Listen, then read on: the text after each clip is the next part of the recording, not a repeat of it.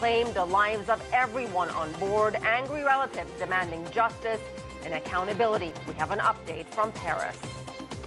And how a rural city in Brazil has become a model for sustainability and one of the greenest cities in the world. We'll introduce you to the man credited for making it happen.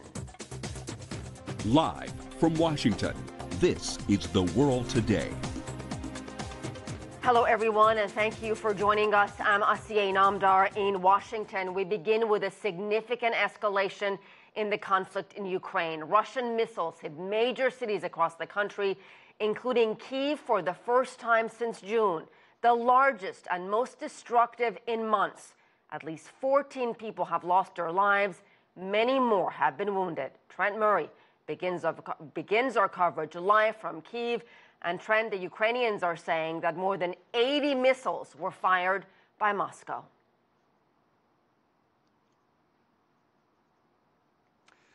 Yeah, that's right, and most of them fired at around the same time, making it very difficult for air defense systems to try and intercept them all. We understand that around 50% were intercepted. Those missiles were fired at cities in the north, the south, the east and the west, including here in the Ukrainian capital where I am, Kyiv. Kyiv has really been spared a lot of the heavy fighting that we have seen in other parts of the country in recent months. But on a busy Monday morning at around 8 o'clock, that relative quiet all came to an end when that barrage of Russian rockets began raining down across the city. Now, the Russians have confirmed that they did indeed fire those rockets, but they said they were targeting military installations. But from what we have seen here in the Ukrainian capital, that is just simply not the case in terms of where they landed. One hit a children's playground, another struck outside of a college campus, one near a theatre where orchestra and opera is normally held, and another in a park where folks like to go out for their morning exercise. President Zelensky, speaking today in response to all of this, says Russia is acting as a terrorist state and that countries need to do more to speak out and stand up against him. Let's have a listen to what the president had to say. We are dealing with terrorists, dozens of missiles, Iranian Shahed drones. They have two targets, energy facilities throughout the country. They want to cause panic and chaos. They want to destroy our energy system. They are hopeless. The second target is people. And we know as well that electricity infrastructure was hit during these strikes. A number of thermal power stations were hit. The electricity is still on here in Kyiv. We understand some parts of the city on the other side of the river are without power. Lviv as well in the far west near the Polish border lost power. President Zelensky meeting with his team today and is saying that electricity consumption should try to be reduced tonight to try and mitigate the load on the power system and reduce the need for emergency blackouts. And Trent, some very tough words from the United Nations as well as Ukraine's Western allies. What are they saying?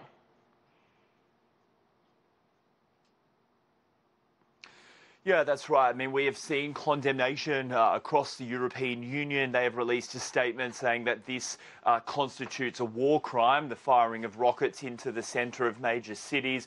Of course, we know the President of the United States has put out a statement condemning Russia's actions, and we do also understand that there is ongoing discussions within the United Nations General Assembly to try and get some sort of grouping together, if you will, of nations there to condemn these attacks.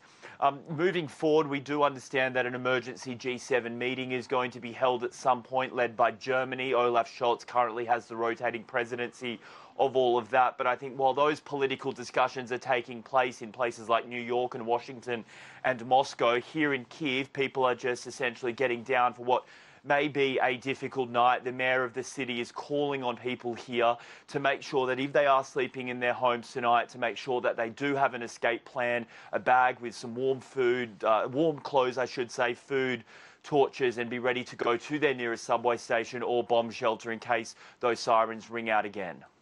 All right, Trent Murray, live for us in Kyiv. Now, President Putin says he ordered that massive strike on Ukraine in response to what he called terrorist attacks on Russia.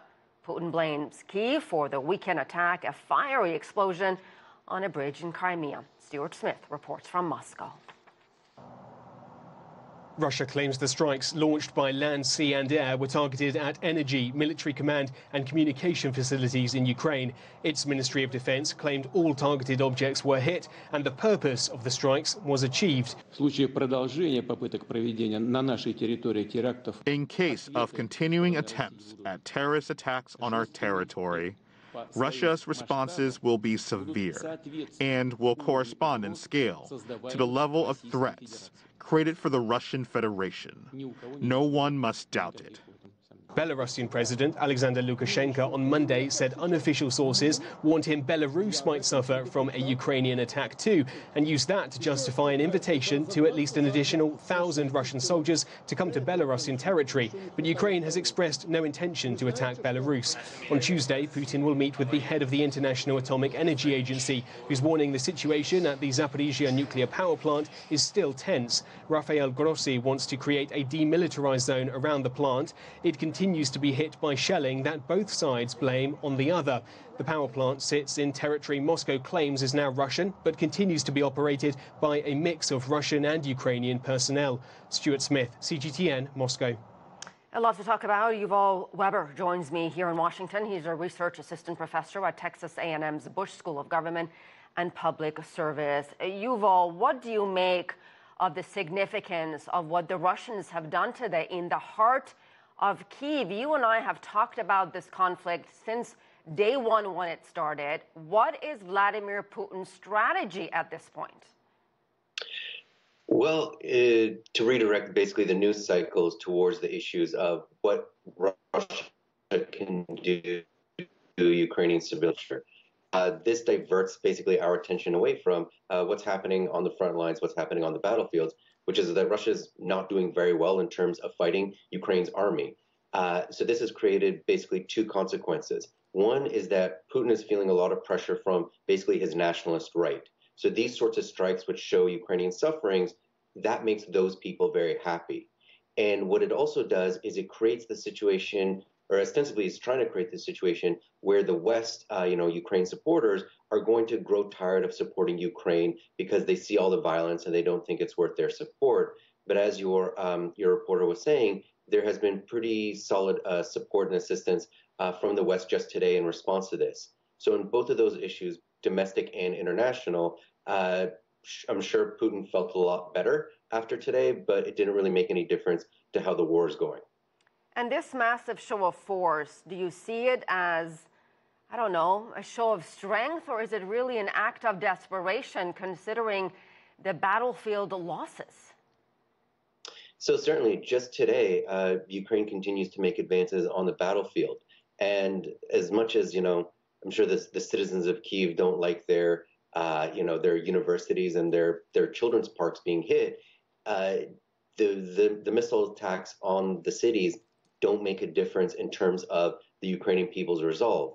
The Ukrainian people wanted their side to win and Russia to lose before today, and that's not going to change because of this, because they can see no matter how much violence Russia uses against civilian targets, they are still going to get support from their external partners, and they're still making advances on the battlefield.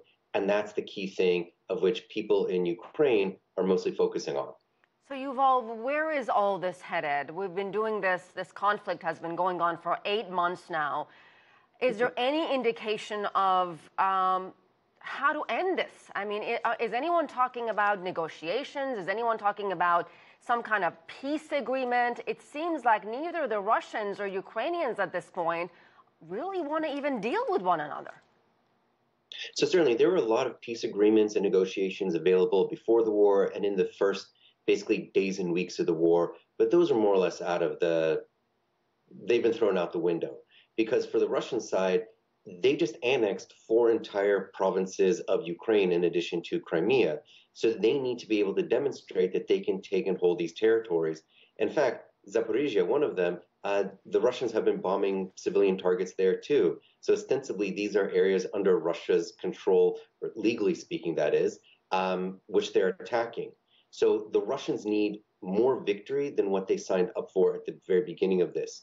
Ukraine feels, given that they're doing actually fairly well on the battlefield, that the longer goes on, the greater the chance they have of getting all of their territory back.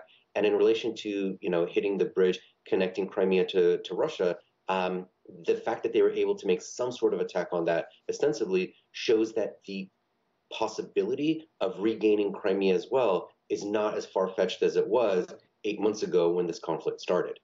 All right, we'll leave it there. Always appreciate your take on this. Yuval Weber, thank you. Well, the UN General Assembly is holding an emergency session on the latest developments. They're debating a draft resolution condemning what the UN says is Russia's illegal annexation of those 4 Ukrainian regions Yuval was just telling us about. Jody Jacobs joins us from UN headquarters. Jody, what can we expect from today's debate? Well, it's just gotten underway in the General Assembly Hall at the United Nations, and what we can expect is 66 member states to speak. So they are expected to debate this resolution document. We've got the President of the General Assembly who will address the General Assembly, followed by the Ukraine and then Russia. So 66 members need to debate before any voting can take place. We know that China is number 56 on the list, and then we've got the United States, which has been lobbying over the last couple of days to try and get as many member states to vote with them in this vote. They are number 64th on the list. So we've got about 3 hours before UN business concludes, which is at 6 p.m. Eastern time. So it's 3 hours to try and get through 66 member states, and we expect that to last for the next couple of hours. The UN, in a briefing earlier today, saying that they're probably going to go over the allocated time, but have not set down a date yet as to when that continuation of this particular debate will then take place. So no voting today. We probably expect it later on in the week. All right, Jody Jacobs, thank you very much.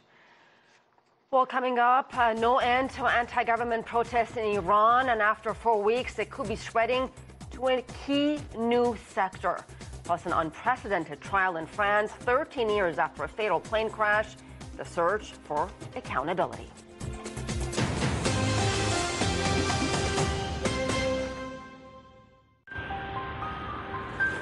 I see a country on the move. There's my opportunity. Is it good to change so fast? Yes, but it's a challenge. We have one foot in the future. But we never forget our past. We need to talk to one another. And listen. More than 1 billion voices telling their stories. Rediscovering China, only on CGTN.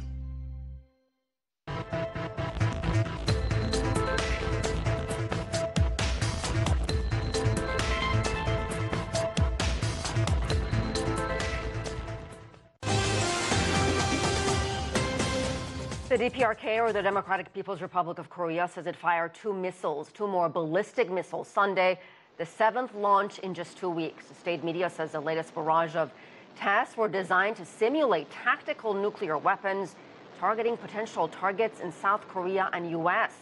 It also says they were in response to large-scale military drills by the United States and South Korea.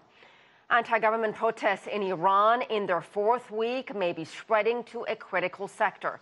Some workers at a petrochemical complex, the heart of Iran's oil industry, have gone on strike in a video widely circulated on social media. Iran described the incident as a salary dispute.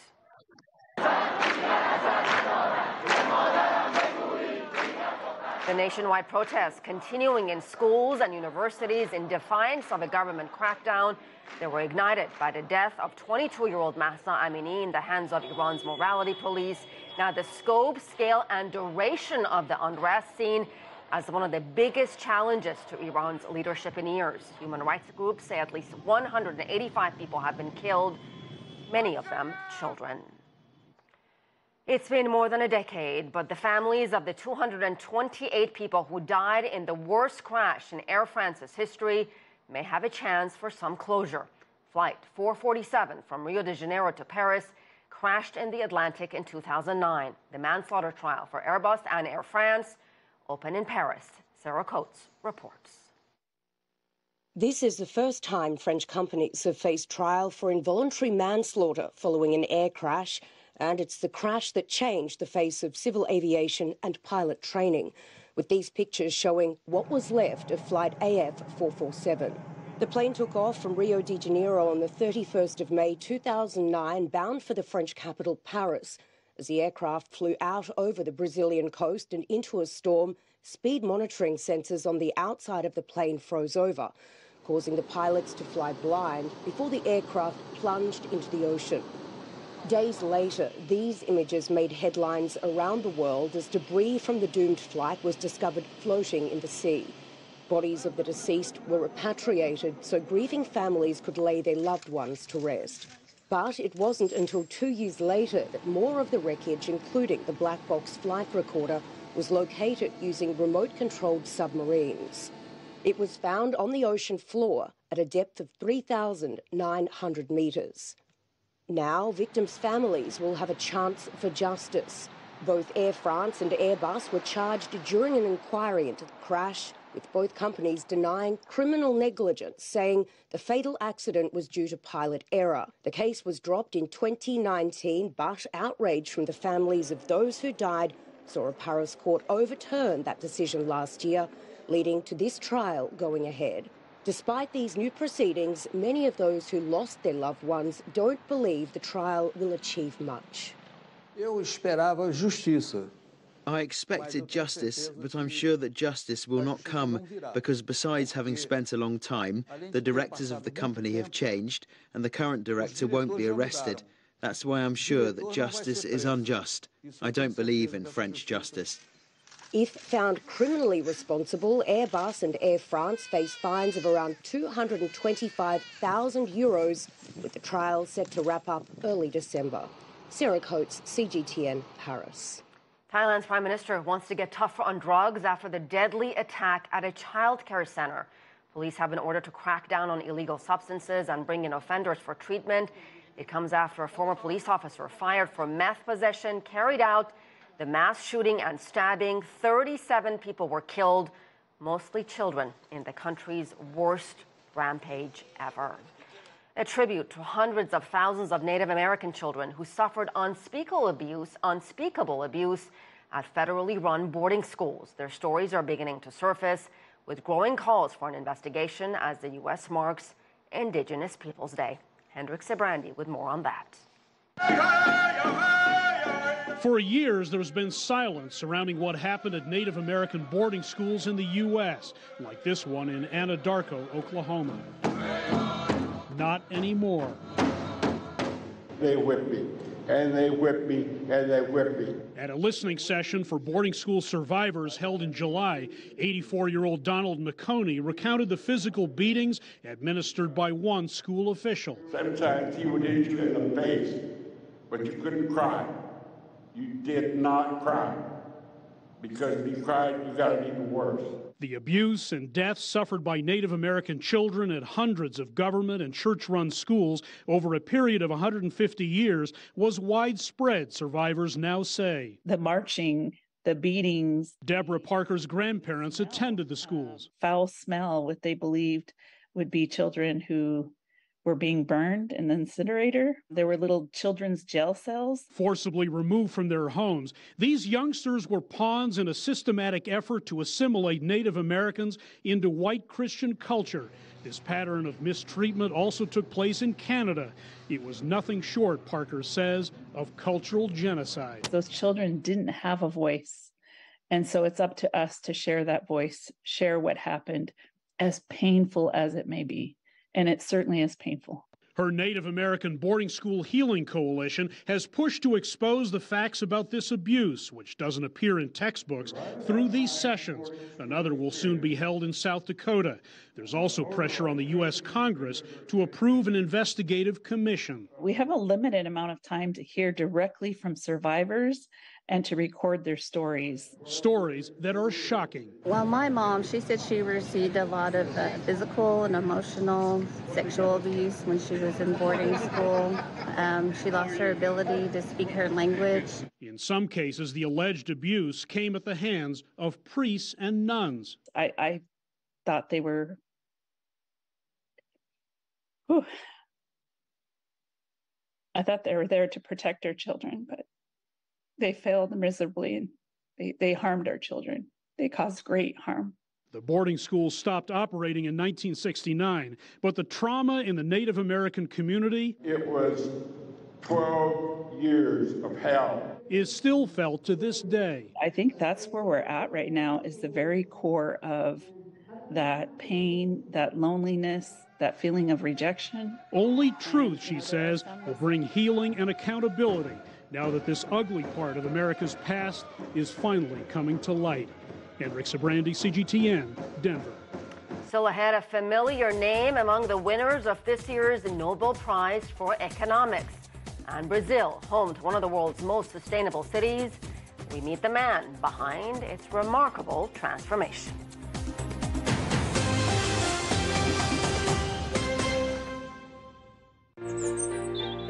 Ever wondered what's the difference between a bear and a bull market? Where are the cash cows? And who are the lame ducks? And what exactly are black swans? Grey rhinos? And unicorn companies? Make sense of it all with Global Business, only on CGTN.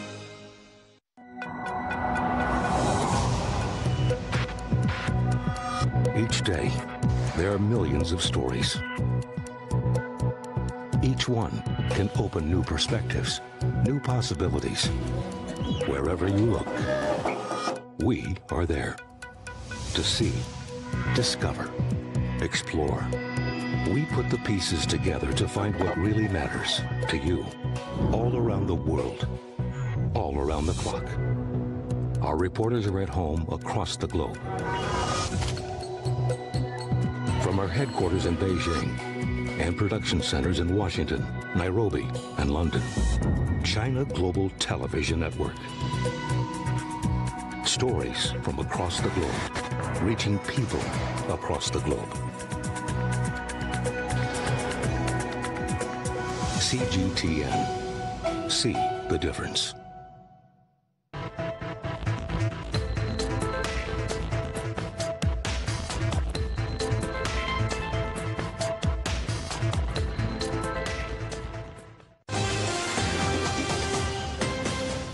At least 2 deaths are attributed to Hurricane Julia in Guatemala and El Salvador.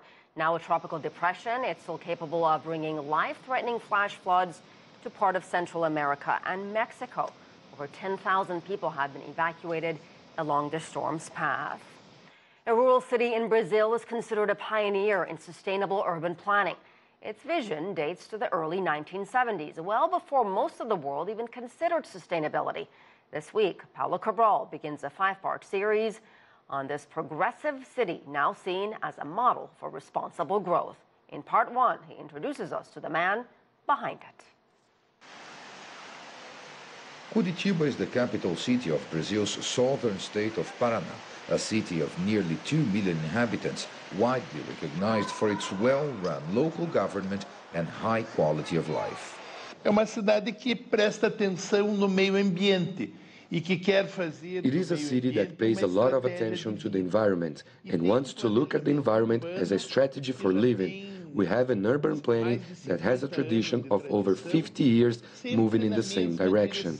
Life in Curitiba today is largely credited to the pioneering work of urban planner and politician Jaime Lerner, who served 3 terms as mayor, the first in 1971, and also governed the state of Paraná for 2 terms. CGTN interviewed him in 2014 in the run-up to the World Cup held in Brazil, with matches held in Curitiba. Lerner passed away last year. There are some issues that makes the difference, which is good quality of life, good solutions on public transport. His daughter now leads the Jaime Lerner Institute, which manages the architect's legacy and facilitates the sharing of experiences with other cities across the globe. Curitiba teve processo que passou por essa. Talks about sustainability began in Curitiba at a time when the word sustainability didn't even exist. The actions my father took were a response to actual issues faced by the city. So since that time, sustainability is seen as a response to actual problems, not just as a theory. Sound and consistent public policies have been essential to make Curitiba an international reference in sustainability and urban planning, but there are also historic reasons in the city's development that helped it to reach this position.